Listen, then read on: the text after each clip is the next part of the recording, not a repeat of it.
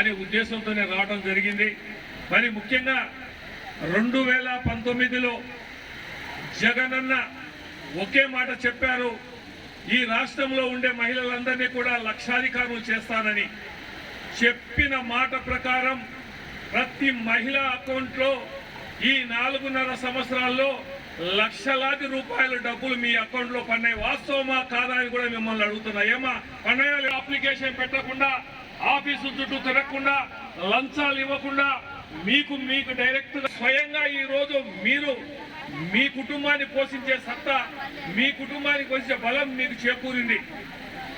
మరి ఈ రోజు అదే జగనన్నను ఓడించాలని చంద్రబాబు నాయుడు గారు, పవన్ కళ్యాణ్ గారు, మళ్ళీ బీజేపీ, ఇండైరెక్ట్ గా కాంగ్రెస్, కమ్యూనిస్టులు అందరూ కలిసి ఒకే ఒక్క నాయకుడిని ఆయన్ను పార్టీ వాళ్ళ సిద్ధాంతాలు ఏమీ లేవు, కేవలం జగన్మోహన్ రెడ్డి గారిని దింపే సిద్ధాంతం తప్ప మేము చేస్తామని కూడా ఎక్కడా చెప్పడంలా. కాబట్టి ఈ రోజు వాస్తవాలు మహిళలు మీరందరి చేతుల్లోనే ఉంది. ఈ రోజు కొంతమంది కులం తీసుకొస్తున్నారు, కులం కూడు పెట్టదు, సొంత దాయాదులు కూడా మనం బతుకుతుంటే చూడలేరు. మీ మహిళల మీద ఆధారపడి ఉన్నాడు. ఈ రోజు జగన్మోహన్ రెడ్డి ప్రభుత్వం రావాలంటే మీ ద్వారానే రాగలుగుతుంది. మీరు చెప్తేనే, మీరు 100 మందితో సమానం. మీరు సమాజంలో మార్పు తీసుకొచ్చేదానికి మీరు కృషి చేయాలి. అదే విధంగా ఈసూరి జగనన్న మళ్ళీ ముఖ్యమంత్రి, కోటీశ్వర్లు సంఘాలు అవుతాయి, కోటీశ్వర్లు అవుతారని కూడా నేను సభాముఖంగా తెలియజేసుకున్నా.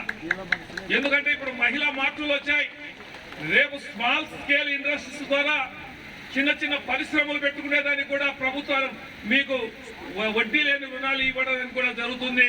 కాబట్టి ఖచ్చితంగా మీరు అందరూ కూడా ఆలోచించండి, ఆలోచించి నిర్ణయం తీసుకోండి.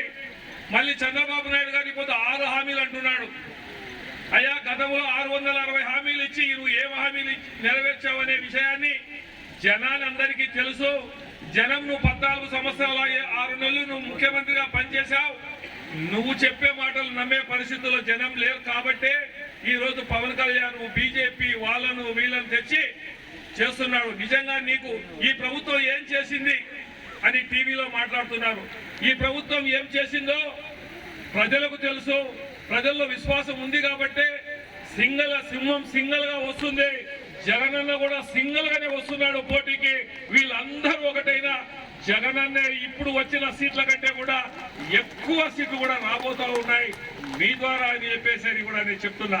ఎన్ని అబద్ధాలని చెప్తాడు, ఉన్నది లేనట్టు, లేనది ఉన్నట్టు అద్భుత కల్పన ప్రభుత్వాన్ని ఇబ్బంది పాలు చేసే దానికి కూడా గమనించండి. నేను పథకాల దృష్టికి పోలే, పెద్దల మీద అందరూ చెప్పినారు, మన పెద్దలు కూడా చెప్తారు. మీరు చేయవలసిన పని విషయం గురించి నేను చెప్తున్నా. జరగబోయే రోజుల్లో కూడా మీకు మంచి రోజులు వస్తున్నాయి. మనం అందరము బాగా సుఖ సంతోషం, ఈ రాష్ట్ర అభివృద్ధి చెందుతుంది. చంద్రబాబు నాయుడు గారు ఏ రోజు వచ్చినా కూడా కవ్యం వస్తుంది ఆయన వెంటబడే. కాబట్టి గతంలో మనం చూసాం.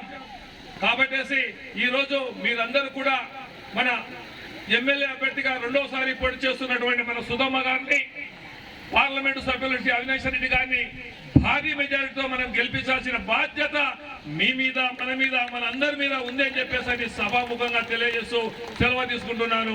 జై హింద్, జై జగన్. గట్టిగా జై జగన్, జై జగన్. అందరికీ నమస్తే.